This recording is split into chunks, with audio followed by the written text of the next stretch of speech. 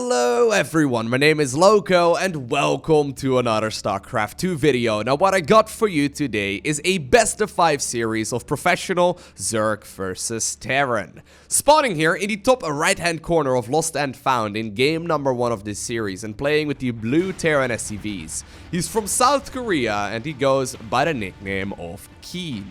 And his opponent already going for a really quick extractor, followed up by a spawning pool. He's playing under a barcode nickname, but he's the current world champion of StarCraft 2. Of course, that means that we are currently looking in the main base of Rogue.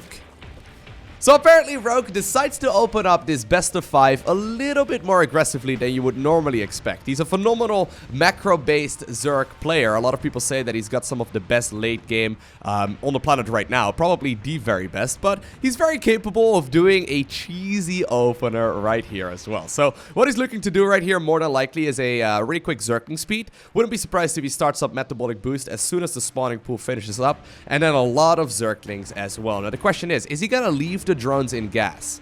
Queen is started up immediately. Drones will be pulled out of gas. Alright, so he will be following this up with more of like a macro focus, but he's definitely planning to do quite a bit of damage here in the earlier stages of the game. Now, it could be more aggressive if he decided to actually not go immediately into the Queen. This does at the very least indicate that he plans on following this up with a little bit more macro, likely an expansion on the low ground. But here's the thing, Keen did not decide to go for an SCV scout, so it all depends on where he's gonna send this Reaper. Command Center will now go up on the low ground here as well. It's very common for a Terran at this point to send the Reaper straight across the map and to do a little bit of scouting.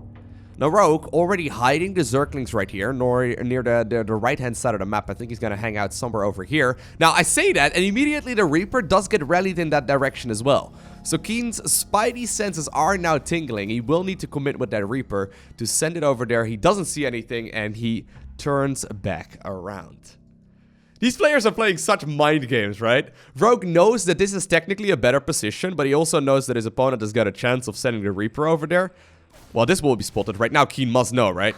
Yeah, he must know that something is not quite right. Link Speed, though, will be finishing up in just a little bit as well. These two Zerglings will have to pay for the shenanigans with their life, but already we have to see a quick follow-up. Beautiful response time there by Keen. He's immediately going for the supply depot and then, of course, the tucked away factory here, too. That does mean that if the reactor falls, the Zerglings will not be able to go into the main base. Reactor does get picked off there. There's still a lot of Zerglings awaiting the return right now of the Reaper. Reaper instead decides to loop around and go back into the main base. Command Center now once again started up here for Keen as well. And I actually have to say, that response time right there by Keen was on point.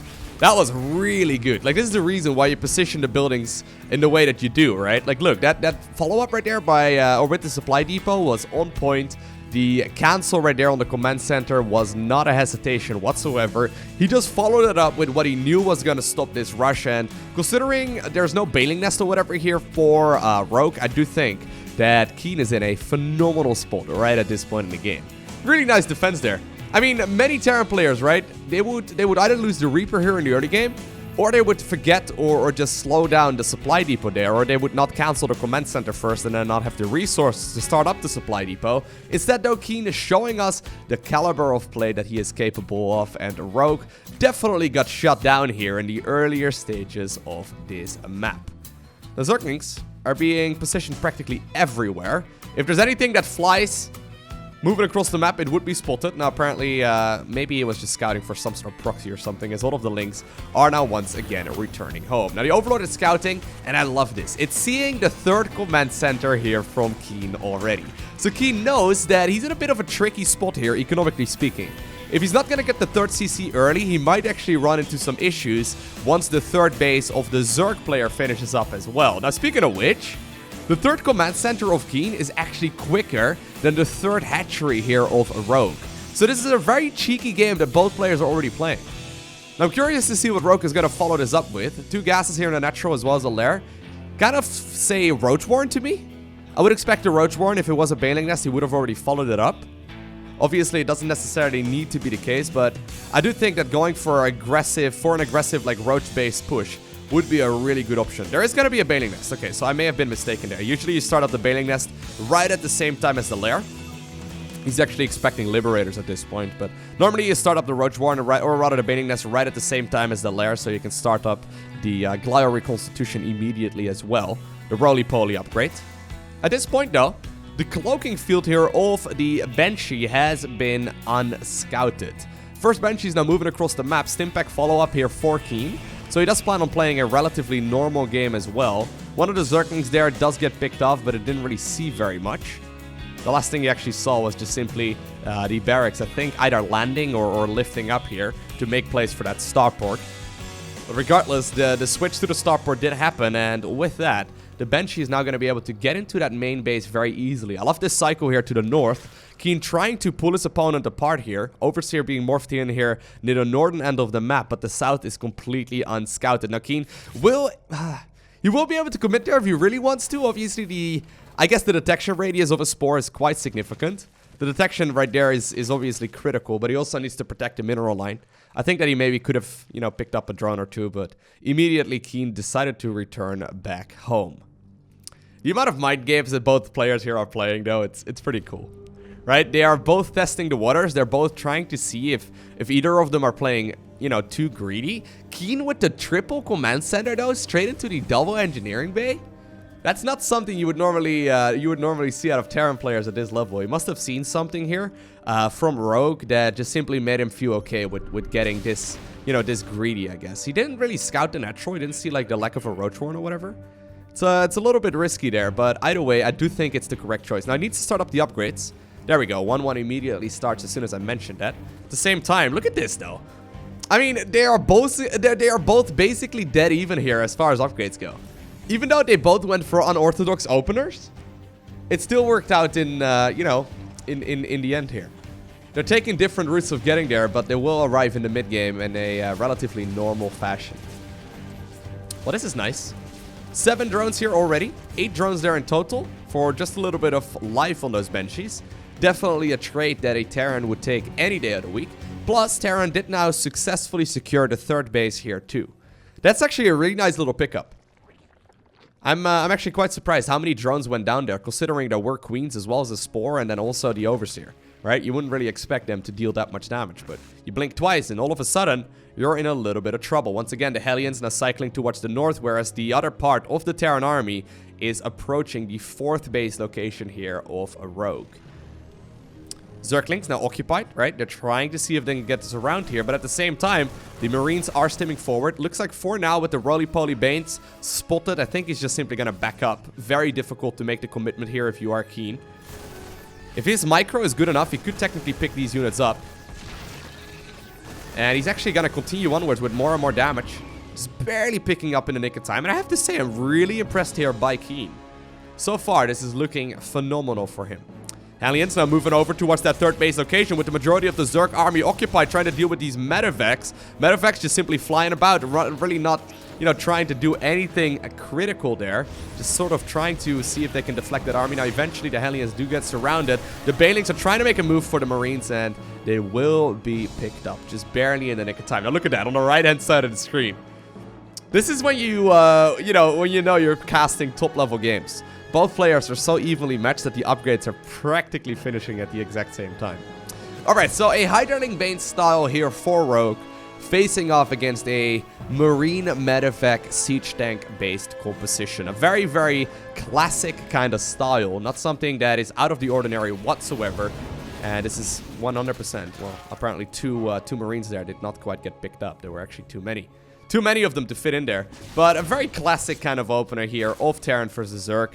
And while the build orders may have been a little bit different than you would normally expect, there's still a very normal mid game here as to what it looks like so far. Now these Banshees, man, oh my god, they have picked up, like, I think they picked up, that's 19 drones there in total. I think they picked up 18 of them. I think the Hellions just got a single one when they jumped in here. That's significant. Considering it was fully scouted and considering Rogue should have been able to stop that with relatively... Like, this is what happens though, right? 18 drones is like... It's practically a game-ending amount. Like, at this level of play, imagine if there would have been 18 more drones alive, right? I mean, obviously, they would have been... their resources would have been spent on additional Hydras or whatever instead. But that would have been an additional 10 Hydras or so at this point. That's very significant. Love the way that Keen is playing this out. He's now going for the 4th base here too, leaving a Banshee here as well as the siege tanks at home. Or a single siege tank right here. That's smart. That's going to make it hard for Zerglings to go with any kind of run by. Sometimes a couple of Banes try to roll forward. Speaking of which, though, the Banes trying to connect right now with all of those juicy Marine clumps. Nice pickup right there once again by Keen, saving the last of those Marines as well, whereas the other part was moving across the map. Now, this is a really important area of the map. Removing the creep here for Keen is actually absolutely mandatory. He cannot really fight this army on a creep unless he's really, really confident. Zerglings now either setting up a bit of a run by or maybe a flank towards the rest of the siege tank base force. Looks like Keen already plans on moving back home. Reinforcing Marines though should be able to clean this one up with relative ease. 2-2 upgrades finishing in just a couple of seconds here for both players. Hive now coming up here for Rogue, so judging by the fact there's no Spire yet, I think he plans on switching into Ultras, which I do think is a good choice. There's really not that many Marauders here, or really not that many Siege Tanks either. Burrow just finished up, but they're still a massive force though. This is a near maxed out Terran army, supply-wise as far as his army goes, right? Look at that. There's a lot more spent here by Keen. He's at 121 army supply versus only 90 here for Zerg. Now, obviously, the Banelings can easily turn the tide of battle. Concussive Shell now coming up as well, so we will see some Marauder play. Already, though, a next starport coming up here, too, as well as the Fusion Core. Couple of Banelings, though, once again, trying to connect here. Good backpedaling there by Keen. He will be able to keep the majority of those Marines alive, and he's just going to continuously get more of them. Now, that's 70 plus Zerglings here. That macro of Rogue is kicking in. That's 70 plus Zerglings that will finish up in just a little bit. A couple of Vipers now coming here too. I like that a lot. 2 Vipers changed everything really quickly. Look at that inject though, right? So many Zerglings are being produced, and all of a sudden there's like barely any larvae available. But all of this time, Zerg really did not drop the ball at all as far as Queen injects go. Super well done. Still, though, the siege tanks are not done just yet. I wouldn't be surprised to see the ranged upgrade on those Liberators in just a bit as well. Here come the Vipers. They do not have energy for Blinding Clouds yet. Ideally, he wants to try and Blinding Cloud the siege tanks and take them out of the equation, whereas the rest of the Marine army can then stim forward and hopefully pick up as many of those, you know, or rather the Banelings can then roll forward towards the Marine army, and hopefully for Rogue he would be able to pick up some of them. Now, since this is a bit of a stalemate, a lot of Zerglings are coming up with a run by here as well. At the same time, a single medevac is unloading at the 3rd base location. A lot of these Zerglings will be picked off. The door here to the natural will be closed for the time being. They do not have Adrenal Glands just yet. At the same time, though, these Marines finally have finished unloading. I do think that they will be cleaned up. The majority of the Terran army is now also moving forward, and here comes Rogue. He's paying attention to his army while also trying to micro on the other side of the map. One of the engineering bays actually does get picked off here, but at the same time, the massive amounts of Marines and Marauders are now moving forward. A lot of the creep has already disappeared. That means that the siege tanks can start crawling forward there as well. But here come the Blinding Clouds. Rogue showing us what he's capable of doing when you let him go unchecked for a couple of minutes, when your push is just a little bit too slow. But the question is there not just a little bit too much Terran? Obviously, that's still a lot of siege tanks here, but there's a lot more Zerglings spawning as well. Speaking of Zerglings, all of them were cleaned up on the other side of the map. Keen did lose a lot of his workers there, so he's kind of in an all-in scenario right now. 36 SCVs there went down in total for Rogue. I think he's trying to either set up once again a run-by or maybe a bit of a flank. The siege tank Liberator force, though, is scary, right? Keen is playing this super patiently. Lings once again trying to make their way into the natural. This hatchery, though, running very low as well. It is one of the more important ones. Ultra's just finishing up, but they don't have chitinous plating just yet. Zerglings will be deflected once again with a lot of reinforcements of Keen rally towards the ramp, but they will try and see if they can maybe get some SCVs near the other base instead. 3rd hatchery here, or the 4th hatchery rather, of Rogue will be picked off. Keen trying to force the, oh my god, the Ultralisk straight into that liberation zone. Beautiful play there by Keen. The baiting is real, and with that Viper shut down, oh my god, there is no room for Blinding Clouds, and Keen goes toe-to-toe with the current world champion. Shuts him down in game number 1. I did not quite expect that Keen would go that far onto the creep, right? I gotta say, using the shutdown ability right there of the Raven on a Viper is not something I've seen very much. You can basically prevent it from casting spells for a little while there, and Considering a lot of Terrans have been struggling against Vipers lately, right? I wonder if actually the Ravens are the answer. Obviously, you get the anti-armor missile, which is great as well. But initially, if you can prevent the Ravens, or rather the Vipers from casting their spells, that is so cool. I love that we're literally seeing the metagame develop in front of our eyes, right? If you've been following the channel in 2018 so far, you know that there has been a lot of developments in ZVT already. Lately, the Vipers have become the gold standard since the Marauders are a lot stronger now against Ultras. Zerg have been favoring a couple of Vipers before switching towards, you know, their real Hive upgrades and their Hive-based units outside of, obviously, the Viper. And because of that, I mean, you know, Terrans have been struggling because their siege tanks are just simply nullified for a little while, and then all of a sudden, the Hydralink Bane Ball rolls forward. But apparently, it might very well be possible to counter those Vipers by going for a couple of Raven. And Raven, obviously, are always good, right? If they accumulate some energy and you can get an anti-armor missile, the rest of the forces just simply melt. I mean, anti-armor missile is also phenomenal against Ultras, right? If you can reduce their armor by 3 or so, that's significant. Anyways, we'll see where the meta keeps developing. It's so cool. I'm definitely like, you know, a lot of people say like, hey, Lowko, a lot of these pro games, they look very similar. They kind of do, but you gotta sort of check out the little details, right? If you check the details that are going on in the game, and I hope I do a good job explaining them, but if you check those little nitty-gritty details, you can really see the beauty in StarCraft. It's so hard to explain if you're not like regularly watching games. If you occasionally check one out, it's hard to see that, you know, that sexy move there of just a single one of those Ravens. But it's so cool. We already did see the Fusion Core follow up as well for Keen there, so he did plan on switching into Ranged Liberators. And obviously, you know, Ranged Liberator Siege Tank with Viking support and a couple of Raven, that's super hard to beat. If you start dropping all over the place, you can shut down a lot of Brute Lord switches from Zerg as well. Cool style there by Keen.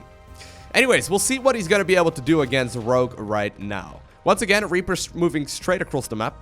This time around, no early pull shenanigans here for Rogue. So, you know, that obviously does mean that he's not going to be able to really scout very much here for the time being. But he does have the Overlord above this very important ramp of the Terran, and this should showcase to us exactly what it is that the Zerg is going up against. It looks like we will see that 1-1-1 style. Wouldn't be surprised if you see something very similar here for Keen. Curious to see if he's once again looking to get a really greedy third command center. I know that, for example, Innovation has been favoring the third command center before the starport. That's exactly what Rogue is scouting for right now, but just by seeing the timing there of the starport, he knows that there's no third CC out just yet. Third hatchery, though, already up and going right here for Rogue. I don't see how that one could possibly be cancelled at this point in the game, and it looks like we are entering a very normal early game once again. This time around, though, I would actually call this one normal. This is very, very standard, nothing out of the ordinary, and if you're looking for a good build, I highly recommend you you study both players here a little bit closer, because they are playing something very, very normal. Once again, we see the Cloaking Field upgrade here coming up for the Banshee. Now, Keen doesn't necessarily need to commit to that upgrade. He can just simply show that green light here to the Overlord, which will see that something is researching there, and oftentimes that's already enough damage. This will more often than not rather already force a response here for Rogue. He's gonna go straight into the Roach Warren this time around, which I do like. No lair to be seen anywhere, so this could actually be a rather aggressive push with 3 more Overlords just about to finish up as well. I do think he actually plans on going for a lot of Roaches here. It's the only thing that makes sense. I mean, at this level of play, you know you're going to lose one Overlord, right? You don't really make that many Overlords for just random, you know, purposes. I think he's going to go straight into a lot of Roaches. There we go. 8 Roaches coming up immediately. Now, obviously, we have 3 gases here in total. I do think this is going to be a Roach-based push with Zergling support. The Banshee, though, which actually is not coming. Okay, no, we did see this switch around there. So, this is what I was trying to say, right? Like, he showed the green light there in the starport. Apparently, Rogue went back in and saw that it's not the case. I think the Zergling must have spotted everything. He did also see that there was going to be a full-on barracks follow-up, but that does mean that there's really no counter available right now for Keen to deal with these Roaches. Normally, Banshees can shut them down, obviously, the longer that the fights go on, Beautiful grenade there by Keen. The Reaper will have to pay for that with its life. But here come the Ravagers. Rogue going for a very aggressive push here. This is definitely meant to deal crippling amounts of damage here to Keen. He does not want to have the Terran player go into that mid game once again. Viking now landed here as well. It deals bonus to mechanical. Not that great against biological roaches, but it can still slow down this advancement of the Zerg for a little while longer. Once again, gotta say, I really like the way that Keen is playing this. He's making himself get a little bit more time here just to get those bunkers finished up. There's still a lot of roaches though. Obviously, he does need to be careful. Zerglings do want to flood in. Zerglings obviously will be able to take a lot of splash damage here from the Hellions, but already Keen is immediately supply blocked. He's forced to drop one of those depots out of the sky, but I don't know if that's enough. He's immediately following up with a couple more depots here near the back of the natural, and here come the Zerglings. Zerg is trying to rain as many of those corrosive biles on all of those SCVs as well as the bunkers. 2 bunkers already falling in just a couple of seconds. The third one will also go down to the second set of biles. Siege Tank though actually lives, and that's really important. There's no high ground vision here for Zerg, and while you can still go after the natural here for a little while longer, with that Siege Tank here up and running, I do think it's going to be difficult to try and break that frontal ramp. Now, of course, with just a couple of bios, you can shut this one down. He's trying to get that high ground vision right now, running the Zerglings up towards the high ground. Not quite spotting that just yet is Rogue, and I think that Keen should be able to hold on here for the time being. A lot of SCVs, of course, did go down as well. That's 16 in total. Zerg is, economy-wise, in a better spot, but obviously we can't forget about the value of the orbital command. Already, Liberator now moving across, predicting that Zerg is going to retreat here shortly, and it looks like that is the case. Alrighty.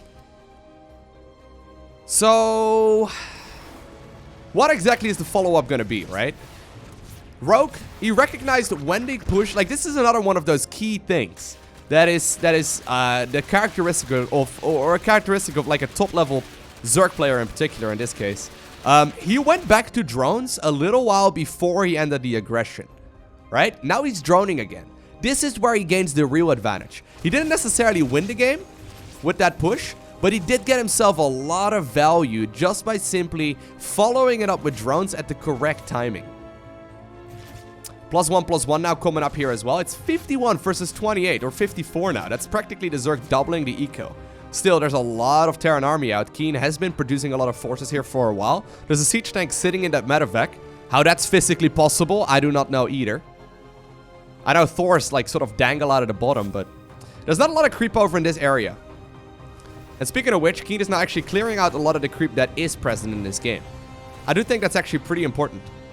Right, like one of the key characteristics as well as top level play is that you go for you know, a lot of creep spread.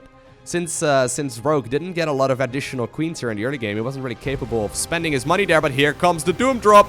Ravagers are immediately raining their biles on both the siege tank as well as that Liberator. Keen taking a huge amount of damage there. Still, that's a lot of Marines stimming forward. But imagine if that siege tank or the Liberator stayed alive at this point in the game. Eventually, I do think that this Terran army will be cleaned up, and Keen, with a slight miss micro, lost both the siege tank as well as the Liberator there with just one set of biles. It takes three corrosive biles to kill each, but I guess if you put them right above each other, they will go down with just a single volley. I gotta say though, I really like how action-packed this series has been so far. Rogue really showing us a variety in builds at this point in the game already, right? He went for that 13-12 in game 1, and then the super aggressive Rogue Ravager Zergling push in game 2. I'm curious to see what Rogue, who's very well known for his late game, has got in store for us on 16 bits. Now, let's talk about this map for just a bit. No pun intended. We'll talk about it for 16 bits. No. So there's this in-base expansion, as well as this outdoor expansion that is very easy to take, right? Both players can access these bases right at the very beginning if they like to. Now, usually for Terran players, that's an advantage, right? They like having their early game bases really early on, because the more mules they can drop, the bigger their army will become later on into the match. Now, obviously, Zerg can try and capitalize on this knowledge that Terran players love to go for that super greedy third command center just by playing very aggressive as well. There's this interesting meta game going on the map. Now, another thing that we have to keep in mind is that sure, Zerg has an in-base expansion as well, but in some scenarios, they don't even really want to take it. There's this difficult I guess, like dead space, covering the 4th base as well as, I guess, the in-base expo, that, you know, you can, for example, siege tanks over here and they can sort of like hit on the other side. It's a mess. It can very, very quickly turn into a bit of a mess. Obviously, if Zerk eventually has this base up and running as well, there's the chance for them, the Terran player that is, to go ahead and drop over here, then pick up and quickly drop over here instead. And it's a really long loop around. So something that a lot of Zerk players have playing on this map as well, or have been playing on this map as well, is Mutaling Bane. It's sort of come from, you know, a grim past. Mutaling Bane was the gold standard in StarCraft 2 for a very long time until Thors got buffed up. And basically, right, what I'm trying to say is that this map plays out very oddly. I personally have it downvoted for both me playing Terran as well as me playing Zerk. I currently do not play on 16-bit just because of the meta games that are going on this map, and I definitely prefer casting games on this map more so than I prefer playing on it. Anyway, we'll see what both players have got in store. Sometimes we just see a very normal game and everything that I just mentioned is completely irrelevant. But usually I will favor Terran players on this map. I really like the position here for them. What does that say? Can anyone read that? Does anyone know how to read binary? Well, I guess we could just all look it up, right? But I'm curious to see what that says. Let me know down below in the comment section if someone knows. I'm actually very curious. Probably just says 16-bit Ellie or something. Alright, so the first Reaper has made its way across. Here's another, like, interesting part of this map. There's this, like, massive, I guess, flat space in your main. It's very awkward. Like, a lot of times I've, in particular, seen in Protoss versus Terran and Protoss versus Zerk.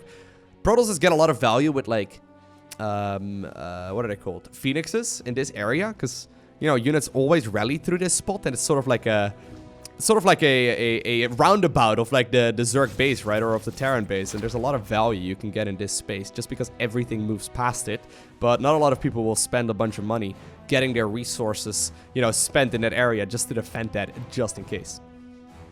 Alright, so here's the first little deviation of this game for Zerk. We see the Pneumatized Carapace now coming up. There's already a very quick third command center right now as well for Terran. Zerk will figure out what's going on here in just a little bit.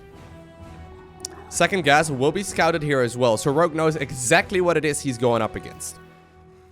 I'm curious to see what kind of follow-up we will see. It could definitely be mech play here as well, actually, for Keen. He does have that quick command center on the low ground, right, which will now be spotted here as well by Rogue, so he knows exactly what it is that the Terran player is going for. The question is, though, what exactly does Keen have in mind for us? I don't think that Rogue really plans on playing super aggressively here. I think he's actually going to be playing his much more macro-focused style. Yeah, look at this. So this is something that Rogue likes to do from time to time too. He goes for only a single assimilator or like a single extractor here. Look at that. There's no other gases taken anywhere. He's not going for any lairs just yet. He's not going for any tech. He just made a handful of Zerglings and a ton of queens. We're already up to 5 queen. 6th queen is now coming up. There's no tech. It's just drones and 1 gas geyser. Now finally we see the lair and then also the Baning Nest coming up. But that's about a minute later than we saw him do so in the previous matches. What this allows him to do is get these queens out earlier, the drones out a little bit quicker, but then also, of course, a lot of creep spread. And this map, even though it's a little bit odd as far as like the base layouts go, in its very nature is absolutely massive. You need to get your creep spread out really far if you are the Zerk, but I kind of feel like Keen is putting his opponent in his sweet spot though, right? I mean, Rogue sort of made the games awkward in game number 1 and 2 by going for the strategies that he decided to do, but I really feel like this is the sweet spot where Rogue shines, where he's just simply allowed to play the laid back Zerk style. And he gets to control the pace of the game somewhat because his Terran opponent isn't playing super aggressive either. I really feel like if you let Rogue in this position, he's extremely difficult to beat. He's just simply gonna drone, man. He's gonna be at 80 drones before you know it. Like, watch that production tab. There's gonna be so many of them coming out here. He's already up to 60 right now. He's not slowing down. Wouldn't be surprised if he gets a 4th hatchery here in just a little bit. I think he's gonna get it over here. There we go. Rather than the one over here. I think that's smart, actually. Expanding towards the left-hand side makes it a little bit easier to defend against that imminent, like, drop shenanigans that I was just talking about. Some Zerg players have been getting, like, a ring of spore crawlers around their base, which is kind of cute. I guess if Terrans can't unload their units, it's very, very powerful. But here we go. Keen, once again, making the switch towards the Banshees. And he's also, once more, by the way, playing that bio-based style. So, additional barracks now coming up much earlier than you would normally expect it, just because of the timing of that third command center.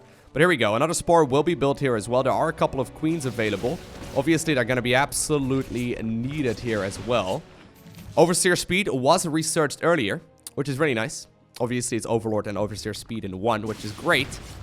These Banshees, though, still picking up a couple of these drones, but I do think for the time being, they should be shut down. But look at this. The creep spread is going to get off the charts really quickly. Because Keen decided to open up pretty aggressively here economically, he doesn't really have a way of slowing down his creep here. I mean, he could have moved the Hellions across, but then he would have left his bases vulnerable. Second factory already coming up. So really, we are looking at a much more macro-focused game than what we saw in the previous matches so far. Spire now coming up. So rather than going for the Hydraling Bane style, we will see Lings and Banes, but then more than likely also Mutalisk. This is something that Dark actually loved to do for a while. For obviously, he went for like Corruptors and all kinds of other weird shenanigans that we don't really see very much in 2018 so far, but definitely still does have potential. 2 Medevacs though, full of units, trying to boost down towards the bottom left-hand corner. This will be spotted right now by Rogue. Let's see how quick he responds. So far, it doesn't look like he was paying attention to that on the minimap because he's busy dealing with these Banshees, which, by the way, both will end up dying. Actually, all things considered, I like this position here for Rogue. So here we go. He's going for 10 Mutalisk. Going into +2/+2 upgrades. I wonder if he's going to commit to Mutas or if he's planning to make like a really fast switch to maybe Brute Lords or something along those lines. No flyer attack weapon upgrades coming up just yet, but we do already see the upgrades right here for apparently potential for Brute Lords, or not Brute Lords, sorry, for Thors at this point in the game. Rather than going for the attack upgrade, I think that's what he's why he's going for the plating upgrade here instead. He knows how popular it is. And there we do, by the way, see the flyer upgrade coming up here. So we are definitely not just seeing a couple of mutas. This is a commitment to muta play. That's one way, obviously, you can shut a lot of this drop play down. It will be spotted right now here as well by the Terran player. I wonder if he's going to go immediately into Thors. Maybe that's the reason why I decided to go for a second factory so quick. There we go. Thors immediately coming up. Thors are phenomenal when it comes to dealing with Mutalisk. It's just that if the Mutas never engage the Thors right, it's a very difficult game to play out as well. Gotta say though, really like this position here. Rogue trying to do as much damage as he possibly can. So far, yeah, Keen will be shut down here. I mean, he's definitely overextending here with those Medevacs, right? Still trying to go in there, even though he knows Mutas are out. It's a little bit risky. A couple of drones will die here, but that's not really sufficient amounts of damage there to justify that push. Another Medevac here unloading in the top left-hand corner. I think that's kind of what... I guess that's kind of what Mutas achieve in this matchup. They kind of shut down drop play, and even though Mutas obviously can't be everywhere, they're pretty fast. Keen could continue onwards with the drop play, but I kind of doubt it at this point. Alright, so how many Thors does he have? He's got 1 Thor only right now. Obviously a lot of Marines too. Hive is now coming up though, and if there's one thing that's really good against this composition, it's going to be Ultralisk or Brutes. Right? You kind of have a bit of a difficult scenario right now if you are the Terran player. It's hard to decide where you want to go with this. Medevacs, though, still moving here. Small hit squads of Terran units. I wonder if this hit squad right here is mostly just meant for clearing out the creep. Speaking of which, it's already halfway across the map, 10 minutes into the game. Actually, I do think that Rogue could have been a little bit more on point with that creep spread. I think, for example, players like Sue and whatnot have shown us that they are very, very good at that creep spread shenanigans. Main base is now scanned, so he knows about the timing of the Hive. 3-3 will finish up significantly before the Zerg 3-3. So what Keen can do is push right when 3-3 finishes, and that should also be before Ultralisk are out. Speaking of which, though, the Ultra Cavern was taken immediately, so it's going to be a bit of a finicky timing, but I do think that's probably his best option. Just go for a massive push right when 3-3 finishes, because it's going to hit before the 3-3 of the Zerg can be done, as well as the Adrenal Glands upgrade. I'm quite surprised, actually, we still see Ultralisk. Considering we already do have some pretty good upgrades for the Flyers, right? They're always a good option. Anyway, very passive play now, though, for Keen. Personally, if I was in the scenario that he's in right now, I'd start getting a little bit worried. Because Zerk has shown you a pretty scary army, but you know he's building up to something at Hive Tech. Now, there are a bunch of Thors coming up. Thors obviously are good against both Ultras, as well as... ooh, there we go, a couple of Burrowed Banes. They're good against both Ultras as well as other units, but here we go. Zerk threatening a run-by at the very least, or rather a flyby, I suppose, on top of that army. But it will be forced back for the time being. Sometimes we see players baiting the opposing army towards these Banelings. Banelings, of course, like this, can immediately end the game. Oh my god. I say that. Okay, I was getting a little bit anxious there already. In the meantime, though, another command center will now be taken. Additional starports now also coming up. I think we are really setting ourselves up for a macro game. This is extremely difficult to judge, but oh my god. Oh my god. Oh, is he gonna... Yep, he is gonna unload there. That's a big explosion. That hurts a lot, and all of a sudden, right, Zerk is coming from every single angle. Lynx here, though, near the left-hand side. Yeah, they're a little late to the party. I don't think he really wants to commit. Still, a lot of that army did get picked off. No Vipers this time around here for Rogue. He's gonna go straight into the Ultralisk. Also, still no Greater Spire, of course. 3-3 has finished up here for Keen. But I don't really know exactly if he can capitalize on that advantage that he has right now. I don't really see exactly how he's gonna be able to do so. Zerk has such a massive force here, right? Very difficult to make that decision to move out. Instead, we're seeing this slow, methodical style, but as soon as Terran moves across, big chunk of the Zerk army will engage here against that main force as well, but a lot of the Banelings are now committing to that planetary fortress. They will be able to pick that one up, and while the Terran army looks like it won the engagement here, out in the middle of the map, the command center ended up dying while a new one was constructed just a little bit ago. That one was meant to go on the 5th or 6th base location instead, and Keen is now once again landing it right here as a 4th command center instead. A couple of Medivacs though unloaded their units on the left hand side of the map at the same time. Big chunk of this Terran army is now moving once again back home. So very passive style. I wonder if Keen is maybe not entirely confident in playing against this kind of army, or maybe he knows exactly what it is he needs to do and just, you know, that is apparently just to be super passive. He's now going into a lot of those Liberators as well. Liberators, of course, phenomenal in these kind of scenarios because they kill kind of everything. But Mutas, I mean, they are good against picking up these units if they just simply spawn, right? And that's exactly what Rogue is doing right now. He knows the timing of Liberators. He knows these Mutas are gonna kind of lose their value the longer that this game goes on. And with the Thors kind of out of position, there's one Medivac now trying to chase down a bunch of Mutas, obviously with a Thor in it as well. A lot of damage being dealt. At the same time, though, Ultras are moving forward. This is such a sick game. Players are so good, man. Like, you look at these games, and are you just not, like, impressed with how good these players are playing? You know that this game can end in, like, a split second, right? In a heartbeat, if neither player pays attention to their army for like, a little bit, the game can end. If the Banelings connect, or if the Siege Tanks connect, or if the Liberators get a good siege, there's a lot of things that can go wrong for both parties here very, very rapidly. If they don't split sufficiently, they're going to be in a world of hurt. Now, Planetary is not quite done just yet here at the fort base location. At the same time, Ultras engaging here against the Siege Tanks and the Thors. They're getting some decent value, but the Liberators are here now as well. Ultras will force the lift up on that command center, but Ghosts are out right now as well. And Keen, while he loses a lot of his army, he does deflect this push here for the time being. Even though that supply count here is not lying, right? It shows that this game is heavily in favor here of Rogue. I kind of like this position, though, for Keen. As long as he survives the next couple of minutes, he's in a good spot. Then again, though, he can't keep giving away parts of his force like that. Oh, man. I thought this command center was actually already morphing into a planetary, but there's one pesky little Zerkling there, being an absolute nuisance, making it hard for this command center to land. You would imagine the command center can just land, right? Like, what's the big deal? Command centers even sit on these little legs. Right? Why? Like, they're kind of lifted off the ground. Why can they not just land on this one Zerkling? Anyway, what would a single Zerkling do against that, like, massive chunk of steel? Right? Oh, well. I've got many questions. These are the kind of things that keep me awake at night. Why can a command center not land on a burrowed unit? Nobody knows. Here we go, though. This is where Rogue shines. Like, this is where Rogue is such a strong player. We are arriving at this late-game army. Here's what Rogue is effectively trying to do right now. He's saying, okay, you can have that fourth base, But I'm just not gonna allow you to get another command center up here for the time being.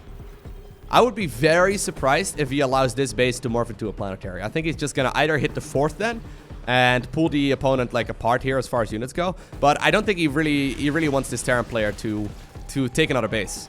And in the meantime, I mean, he's taken every single base here that we can see, right? Like that's a lot of hatcheries, mining a lot of resources. 87 drones. That's a lot as well. That's indicating to me that he's got an army composition he can just simply throw away and then immediately remax. How many larvae are we at? 52. So he can effectively make whatever he likes. That's 40 plus additional banelings now morphing in as well. 37 plus 29 here in just a bit. And once again, there's a pesky little Zergling that was just replacing the other one, burrowing underneath that CC, and I think that Keen may very well just go home for now. He knows that this is a difficult base to land. Once again, though, there's a big Zergling Baneling bowl here on the right-hand side of the map. There's one Missa or one Widow Mine, which I really quite like. But here we go. Zerg is engaging once again at all possible angles. So many Banelings are rolling forward. The planetary fortress here at the fort base location dies. Ghost desperately running here from the Roly boys as well. At the same time, a lot of Zerglings are engaging here at this newly acquired base. But once again, right, this is a tricky position to be in. How exactly are you going to fight this if you are Keen? You know your bases are running out of resources. And sure, he secured a new 4th, but he lost the other 4th base in the process. Right? This is sort of like a soft contain in a way. I would love to see a Brute Lord switch. I think if you could see like 8 Brute Lords right now, that would be the nail in the coffin. Instead, though, we see more and more flyer attack weapon upgrades. Thor's coming up here as well.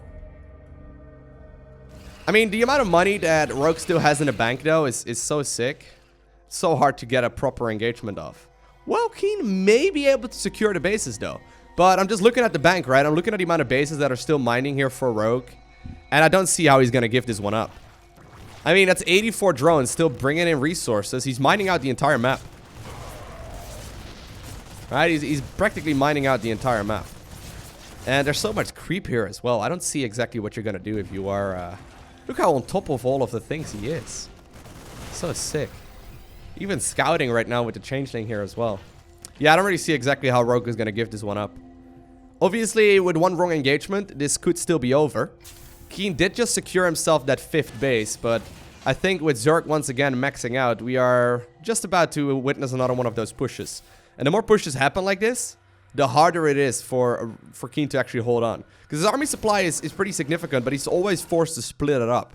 Right now, he can't really leave all of his army at the 4th or at the 5th. He just sort of, you know, sits there on the right-hand side or on the left-hand side, and he tries to keep both bases alive, but it's a very difficult thing to actually try and achieve. All Liberator aggression was shut down as well. Sometimes we see at this point in the game one stray Liberator just getting like 30 SCV, or 30 drone kills rather. But Keen really not capable of pulling anything like that off at this level of play right now. How many Banelings has he made this game? He's lost 102. My god, that's a lot of Banelings. So you can see, right, units lost heavily in favor here of Keen. The thing is, though, Zerg has been mining so much more for so much longer. I really don't mind this. Now, I like the Widow Mines a lot, right? They're kind of like a comeback unit at this point. You can really get a lot of value if you connect against a couple of those Banelings, right? One of those Baneling clumps can easily change the tide of battle. Now, here we go. Banelings moving forward once again. Liberators will be picked off almost immediately. They get a few shots on all of those Ultras as well. At the same time, a whole lot of Ultras are engaging at the newly acquired base there for Keen as well. And, I mean, this is mostly just, you know, repeat... or rinse and repeat right now here for Rogue, right? I mean, he did the same push there about 4 times over. Every time he got a little bit closer to the victory, and apparently it did work out. Alrighty, so that brings us to game number 4 of this series. We currently do see a 2-1 advantage here for Rogue. Keen has been playing a very similar style every game, right? We've been seeing Rogue we've seen Rogue mix it up every single game so far. I feel like that's kind of one of Keen's weaknesses. I mean, Keen is oftentimes overshadowed by, for example, guys like Innovation or Maru or, you know, Björn or any of these top-level Terran players. It's really hard to show how good you are over in Korea because they've got so many great Terran players. But I really feel like Keen needs to, you know, mix it up a little bit more. He's playing really predictably, and Rogue figured it out in game number 1. Now he's just simply following it up with builds that counter it. I would love to see a bit of a switch right now from Keen. I do think it's time. Rogue is going to run away with the victory otherwise. I think he needs to do something. Rogue is going to go for that hatchery first. Obviously, this does allow Rogue to potentially go for something like hyper-aggressive or very, very greedy here too. He could go for the double hatch before a spawning pool, right? Kind of the advantage that he created for himself by going up 2-1. For example, double hatch wouldn't even be that crazy. Normally, it loses to the first Reaper moving across the map, but considering he already showed some early pool earlier, and considering Keen is now with his back up against the wall, there's a good chance that that Keen would leave the Reaper rather for scouting purposes just at home. You can see he's already rallying it over there. It's these little mind games that are being played in the series as well that can really change the tide of battle. But I really do feel like it's Keen who's the one that should switch things up. He could easily go for something, you know, a little more aggressive. I would love to, for example, see like, I don't know, I've seen a bunch of players like play double factory or even triple factory with reactor once again. I think that's a really powerful push. Then again, in the previous game, we did see Pneumatized Carapace from Rogue. That build kind of relies on you hiding some of the information from your Zerg opponent, and if Rogue kind of knows exactly what it is you're doing, life becomes very difficult. Anyhow, we'll have to keep an eye out on those production tabs just to see what's going on. But so far, very, very similar games here for both players. Second refinery coming up rather early. So once again, that is an indication that we are likely going to be seeing that starport here in just a little bit. But look, right? This time around, Keen is not moving across the map with the Reaper. He's just simply leaving it over here, making sure, like if he's forced to cancel that CC once again, he would be in a world of hurt, making sure that he's in a very, very safe position. Zerglings though, they're just simply sitting at home waiting for the Reaper to arrive. It's like they're both going to each other's birthday party, but neither actually got the invitation. Reaper might decide to move across the map right now, when he realizes that there is indeed no early spawning pool play. But there is now the starport coming up. Wouldn't be surprised to see a tech lab here in just a bit. Yo, barracks! There we go. Tech lab once again coming up here as well for Keen. And he's making even these small little moves. Like, I've seen people ask, like, why do they pull the mules off of minerals? So basically the thing is, mules mine a lot of resources, but they also take like 5 seconds or so before they actually bring in the resource, right? Look how long it takes for a mule to actually gather the resources. Basically, during one of their lifespans, I think they can return minerals like 8 or 9 times or something. If you keep a very close eye out, you can realize, hey, wait a second, there's like 3 seconds remaining on the mule right now. If I let it gather resources, it's gonna fall down while it's returning it to the command center, and the minerals will actually be gone. So in order to slow down the speed at which a command center mines out the resources, some players like to pull out a mule just at the last second, so it doesn't die while holding minerals in its hands. I suppose it's kind of ridiculous, man.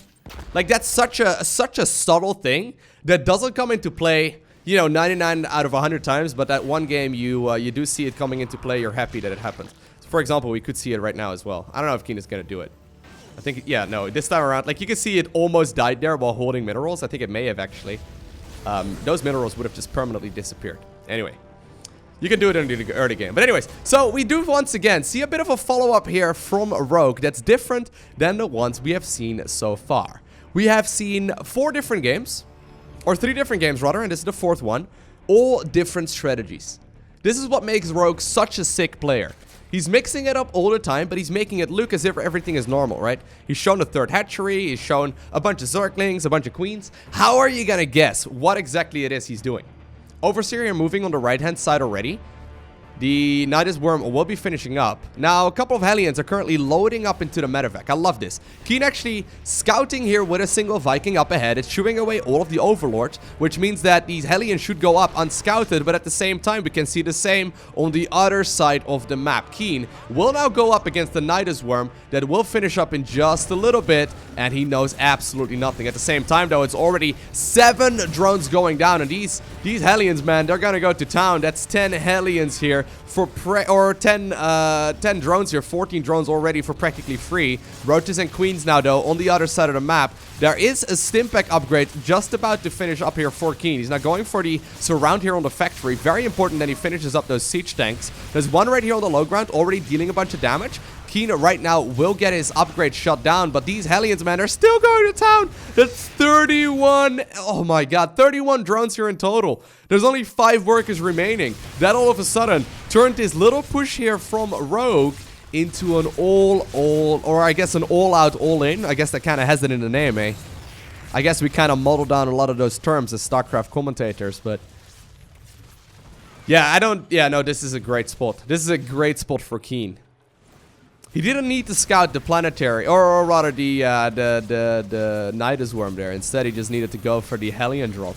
It only would have taken a couple of queens to stay at home, right? Or maybe a couple of roaches or a handful of zerglings, but that's kind of what you do when you play this kind of style if you are Rogue.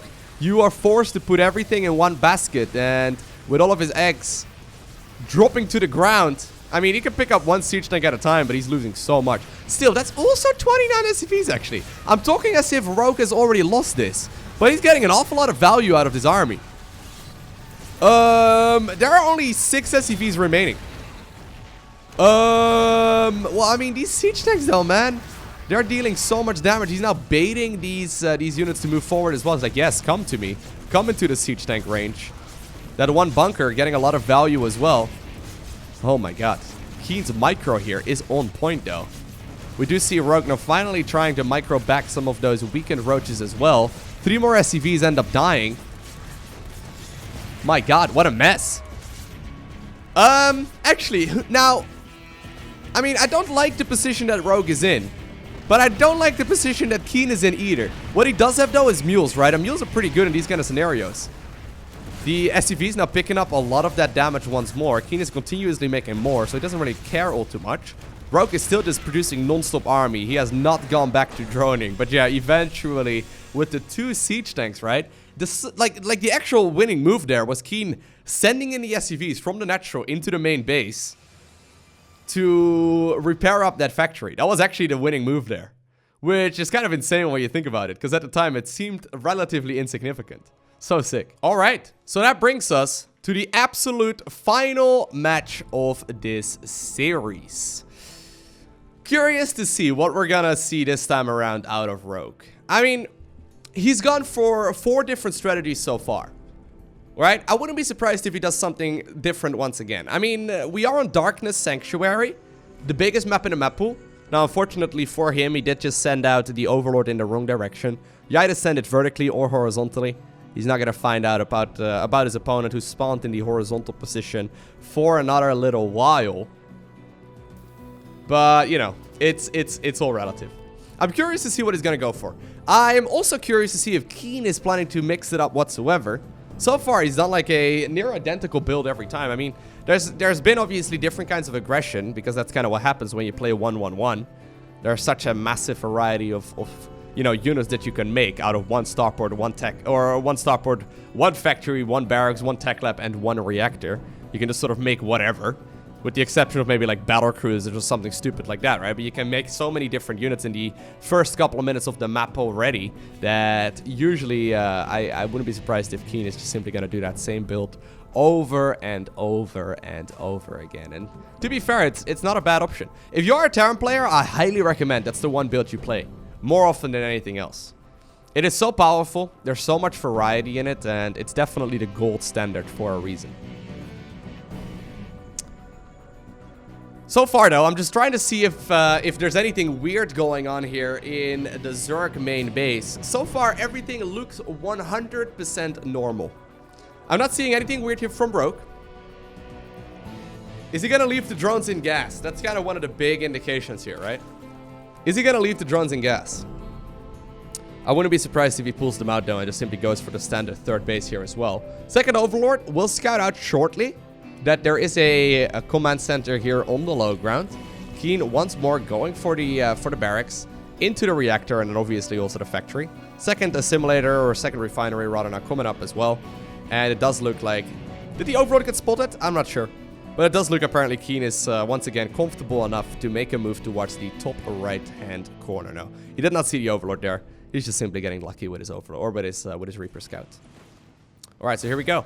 You will figure out what it is he's going up against. Now, there are... Oh, look at that. There are still 3 drones in gas. This is where you can really mix it up as a Zerg. He could just go for Overlord speed, which would kind of be the most, like the most boring option, the least exciting one. I think it is actually going to be Nemesis Carapace. Yeah, there we go. He didn't start up another queen here, and no third command center, or no third hatchery yet, so I do think that Nemesis Carapace is good on this map, obviously, because the map is absolutely humongous. Humongous what? No, sorry. Old memes. Yeah, he did get himself the Nemesis Carapace right now, the Overlord speed. So he will be able to scout out what it is he's going up against in just a bit. Third hatchery now coming up here as well. To be fair, though, at this point, do you really even need to scout? I guess for safety's sake, you kind of do need to. There's no tech lab. Alright.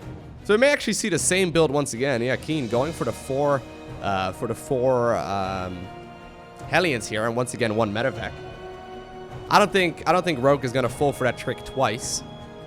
Then again, a mistake can be made in just a split second, but here we go, right? It is all 100% scouted.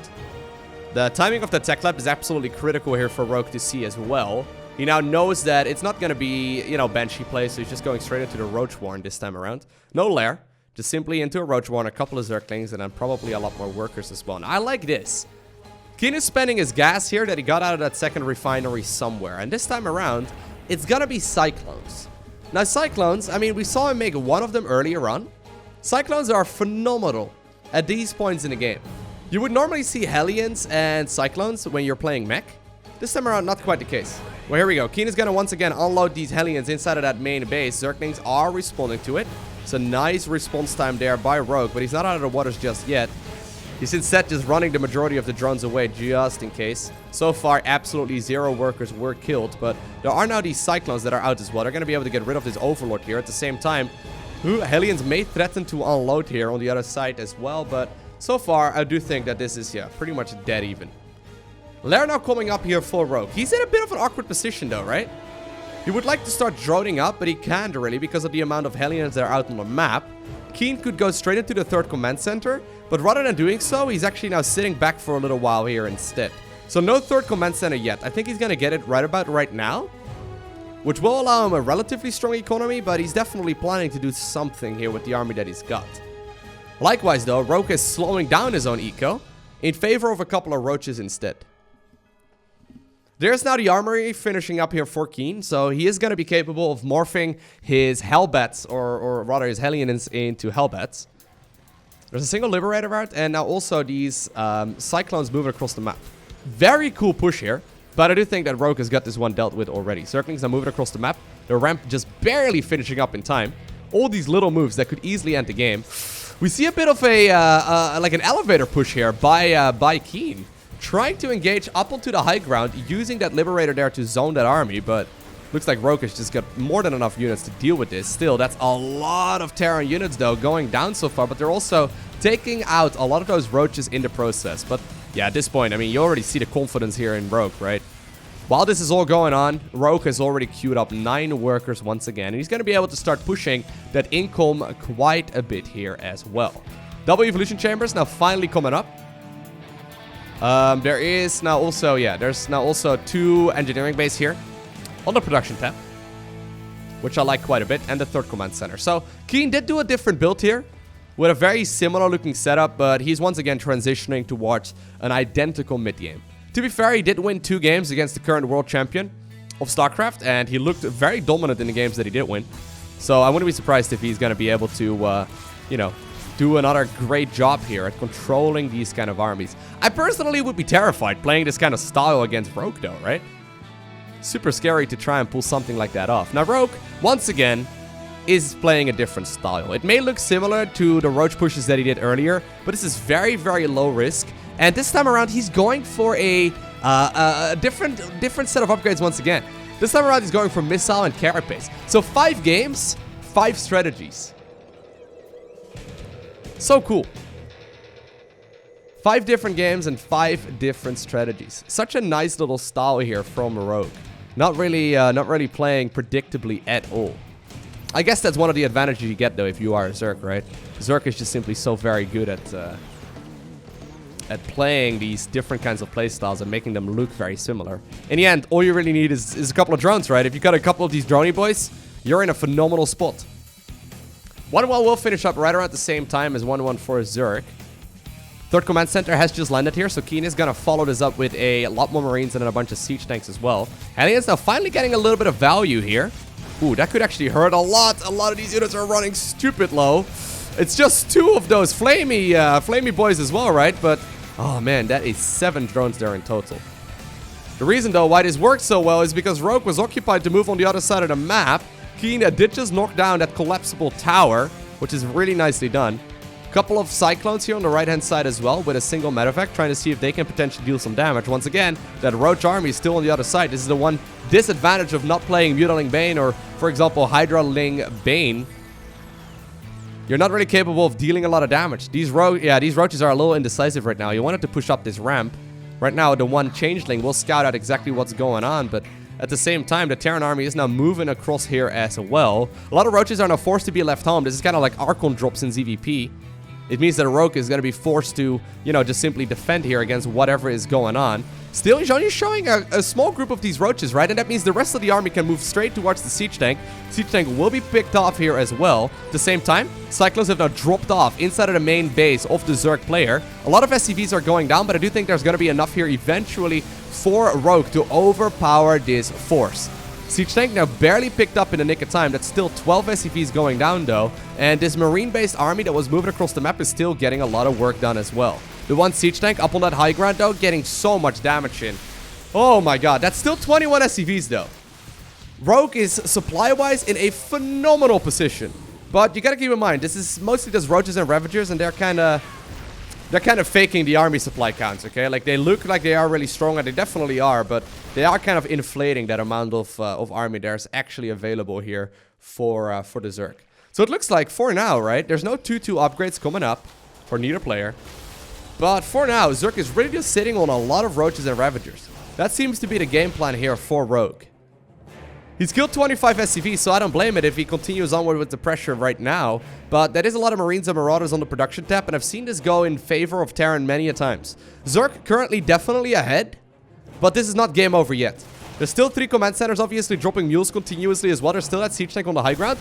Here we go, though. The Roach is just simply moving straight into their natural location. Ravagers a little bit further back. I guess he morphed those in from a bit of a distance. That one Siege Tank still shooting away a lot of this army. And while the Marines and Marauders are splitting off, they are getting so much value.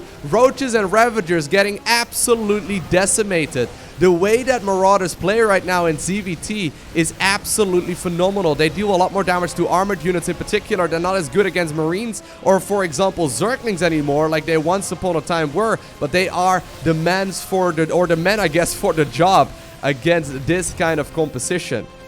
That was meant right here for Rogue to close the game. That was a game-ending push. At the very least, that's what he meant to do with it. Still, supply-wise, he's ahead. Worker-wise, he's ahead too.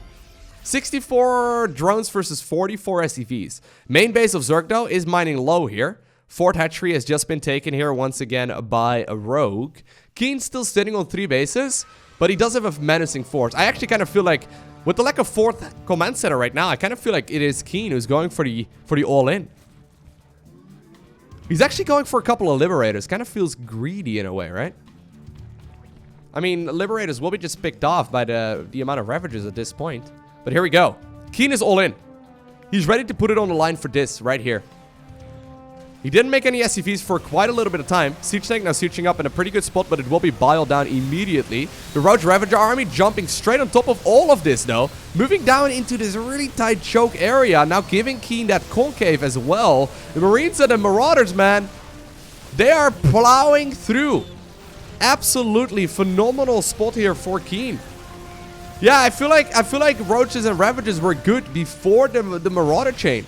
They just simply deal a lot more damage now to, for example, Roaches. And even though it was Rogue who had a massive advantage earlier, it is Keen who ends up winning the game in a 3-2-2 fashion. I hope you enjoyed watching this video. If you did, make sure you hit that like button down below if you made it all the way until the end of this video. It is much appreciated. Also, make sure you hit that subscribe button if you're new and you would like to get notifications as soon as future videos go live. Special shout out to the Patreon supporters. You guys are awesome. But for now, I want to thank you for watching. Have an amazing day. Do not forget to smile, alright? And I will see you once again in the next one.